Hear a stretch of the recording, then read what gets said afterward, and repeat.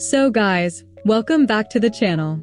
Today we're finally talking about the brand new Genshin version because we just had the live stream for version 7.0 and honestly, I have very mixed feelings about it. On one side, this patch looks huge for the story.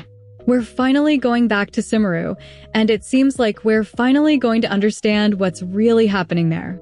We're also getting two brand new characters, Nicole and Lehen, who already look extremely important for the future of the game. But on the other side, I genuinely don't understand what Hoyoverse is doing with the events and rewards this time. We only have one real main event and then two smaller side events, and considering this patch introduces two new characters, the amount of Primogems and content feels surprisingly low. And trust me, it gets even stranger because at the end of the livestream there was also a small surprise that people are already talking about. So yeah, we have a lot to discuss today, so let's get into it. First of all, let's quickly talk about Miliastra Wonderland, mainly because this was honestly the least interesting part of the livestream for me. They showed brand new skins and, I'm not even joking, my first reaction was, wait, Castor Ice? What are you doing in Genshin? The designs seriously look inspired by Amphareus, even though we're talking about completely different games. The aesthetic similarities were impossible to ignore. Besides the skins, they also showed new lobby features, new customization options, and some extra modes for Miliastra. There are definitely some nice quality of life additions there, but they didn't really go super in-depth during the live stream. They also announced 3 new activities connected to it, but honestly, I think most players are way more interested in the actual version 7.0 content. So, let's move to the important stuff. Now this is where things become interesting. In the first phase banners, we're getting Nicole together with a rerun for Duran. And honestly, if you skipped Duran before, this is probably one of the best opportunities to pull for him, unless you're already planning to save everything for the 2 new characters. We're also getting a brand new 4-star character, Prune, who will appear during Phase 1 banners. Then in Phase 2, we'll have the second new character, Lehen, alongside a rerun from Avuka. And I already know what many people are thinking right now.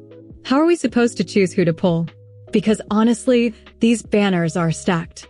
Don't worry though, because very soon I'll also release a full pull guide to help decide which characters are actually worth your Primogems depending on your account. Still, I have to say this. A patch with so few rewards really shouldn't include this many important characters at the same time. We have Nicole, Lehen, reruns like Mavuka, and potentially meta-relevant characters returning, but not enough pulls to comfortably save for them. That's probably the biggest issue people have with this live stream right now. Moving on to the events, we only have 3 events in total. The main event is called Phantasmal Pals, and surprisingly, the story seems to revolve around Klee. Apparently, she created something called the Little Hexenzirkel, and during the event we'll see characters like Chi-Chi, Yao-Ao, Klee, Sayu, and also Prune, the new 4-star character. The event itself is divided into several mini-games.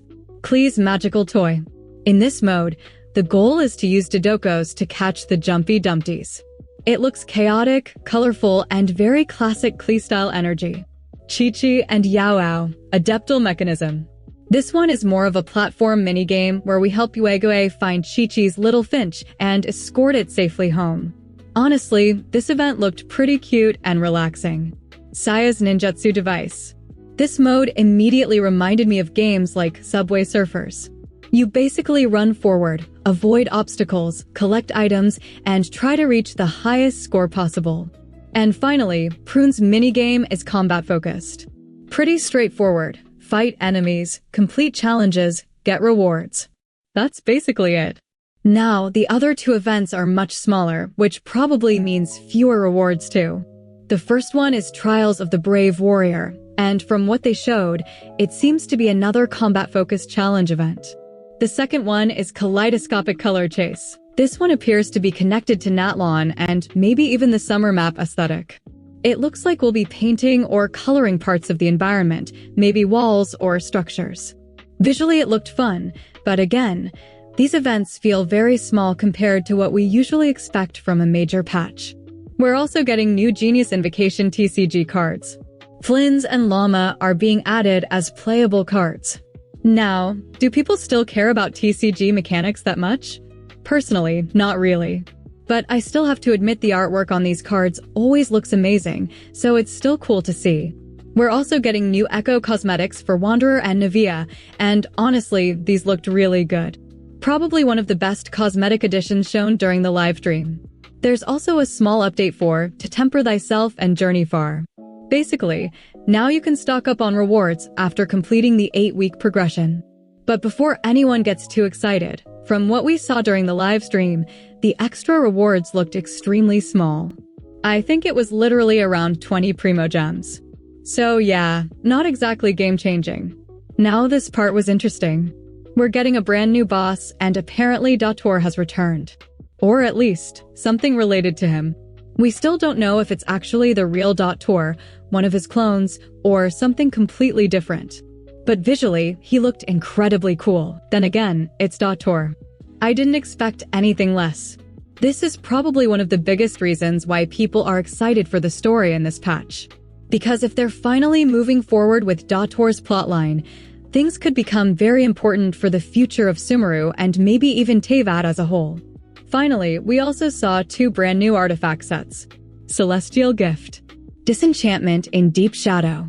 Right now, we don't officially know which characters these sets are for, but based on the designs, my guess is Celestial Gift is probably meant for Nicole. Disenchantment in Deep Shadow is probably designed for Lehen. Again, that's just speculation for now, but visually it really seems that way.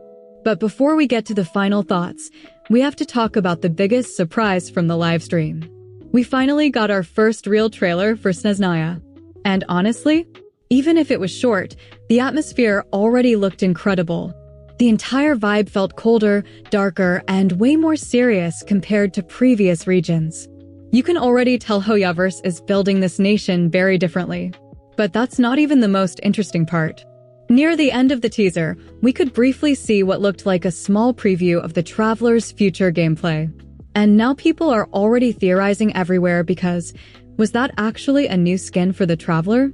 It seriously looked different from the Traveler's normal design, and on top of that, it also seemed like they were using some kind of new weapon or upgraded power. Of course, nothing is confirmed yet, so this is still speculation for now, but visually it looked really cool. If Hoyoverse is finally planning to give the Traveler a major redesign, or a completely new combat style for Snezhnaya, that could honestly become one of the hypest moments in the entire game. And considering how important Snezhnaya is for the story, it would actually make a lot of sense. So yeah, even though the patch itself feels a little disappointing in terms of rewards and events, that final teaser definitely gave players something huge to look forward to. So overall, this livestream felt very weird to me.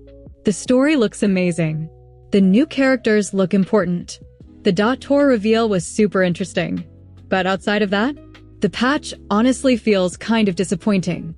Too few events. Too few rewards. And not enough Primogems for a version introducing this many important characters. It almost feels like the story team and the event team were working on completely different updates. Still, I'm very curious to see where the Sumeru storyline goes from here, because that's clearly the strongest part of version 7.0. But what about you guys? Are you excited for this version, or do you also think the rewards and events feel underwhelming? And most importantly, who are you planning to pull for? Nicole, Lehen, Mavuka, or are you saving? Let me know down in the comments. And yeah guys, that's everything for today. I hope you enjoyed the video. Don't forget to like and subscribe if you want more Genshin content, and I'll see you all in the next one.